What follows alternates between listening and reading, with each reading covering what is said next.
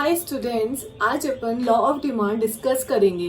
अपन ने last video में देखा है कि डिमांड क्या होता है और कौन से फैक्टर्स हैं जो कि डिटरमाइन करते हैं डिमांड होती क्या है। एक्चुअली डिमांड में इंक्लूड था टेस्ट, प्रेफरेंस, इनकम। तो इससे डिमांड पे क्या असर होगा। अगर अपना एक पर्टिकुलर टाइम पे टेस्ट बहुत अच्छा है किसी चीज को लेके, तो अपने उस प्रोडक्ट को लेके डिमांड कैसी होगी।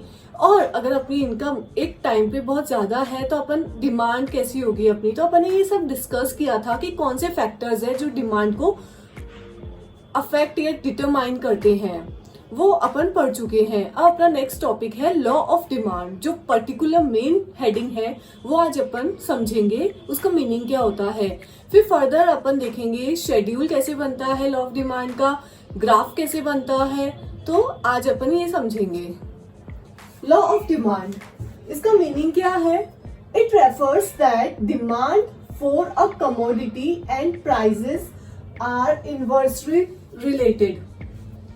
जो अपन ने डिमांड पढ़ा है, डिमांड में क्या दो चीजें होती है, एक तो कमोडिटी की डिमांड और प्राइसेस। तो जो डिमांड और प्राइस है उन दोनों में कैसा रिलेशन होता है, इनवर्स।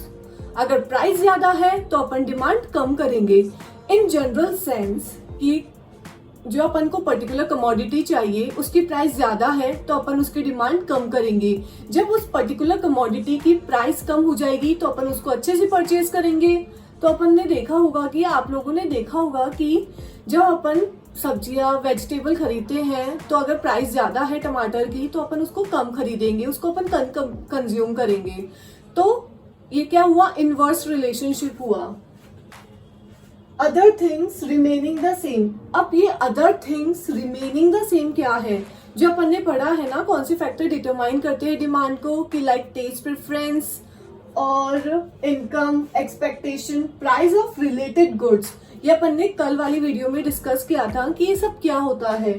तो जैसे substitute goods and complementary goods, they are come in price of related goods. ठीक है, तो अपन ने देखा कि जो ये चीजें हैं ये कांस्टेंट रहनी चाहिए, ये फिक्स होनी चाहिए, इसमें कोई भी फेरबदल नहीं होना चाहिए। क्योंकि लॉ ऑफ डिमांड में अपन दो चीजें लेके चलते हैं, demand for a commodity first and price, उसकी क्या प्राइस है। ठीक है, इन दोनों के अलावा जो भी चीज अगर इधर से उधर हुई ना तो फिर लॉ ऑफ डिमांड काम नहीं करेगा। तो क्योंकि अपनी इनकम भी उस टाइम पे कांस्टेंट रहनी चाहिए, जितने अपन अर्न कर रहे हैं उतना ही रहना चाहिए। अगर अपनी ज्यादा हो गई तो अपन तो लॉ को बिगाड़ देंगे, अपनी प्राइस अफेक्ट ही नहीं करेगी अपनी इनकम के आगे, क्योंकि अपन ज्यादा परचेज कर लेंगे चाहे उसकी प्राइस ज्यादा हो तो भी। तो इसलिए ये सब चीजें हैं, income, expectation, price of related goods, ये कैसी होनी चाहिए कि कांस्टेंट होनी चाहिए। क्योंकि लॉ ऑफ डिमांड में सिर्फ मैं अगेन एंड अगेन रिपीट कर रही हूँ, दो चीजें काम होती है, प्राइस और डिमांड फॉर द गुड्स। तो अब आता है in law of demand, price is an independent variable. अब अपन यहाँ पे क्या डिस्कस कर रहे हैं कि जो y एक्सिस है और x एक्सिस है, इस पे क्या शो होता है। तो जो प्राइस है वो इंडिपेंडेंट वेरिएबल है, वो किस पे होगा, y एक्सिस पे। इंडिपेंडेंट वेरिएबल इकोनॉमिक्स में कहाँ शो करते हैं अपन, y एक्सिस पे। अब प्राइस को इंडिपेंडेंट वेरिएबल लिया है तो इसका मतलब ये है कि प्राइस मेन कैरेक्टर है, उस पर ही डिमांड अपनी डिपेंड होगी। ठीक है, अगर प्राइस ज्यादा तो अपनी डिमांड ऑटोमेटिकली कम हो जाएगी, अगर प्राइस कम तो अपनी डिमांड बढ़ जाएगी।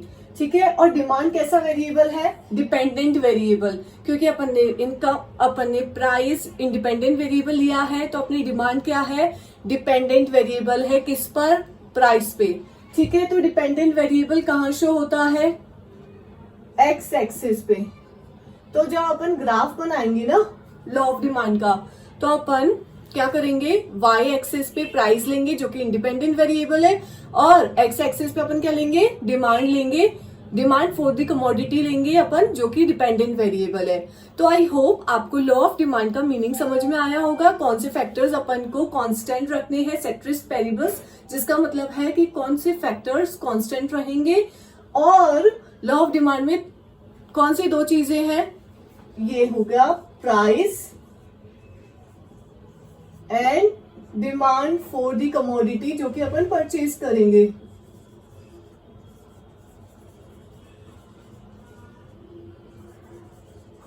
तो अपन ये दो लेते हैं लॉ ऑफ डिमांड में, ठीक है। तो आपको समझ में आएगा आई होप। अगर कोई भी कंफ्यूजन है तो let me know, I will clear your doubt, okay.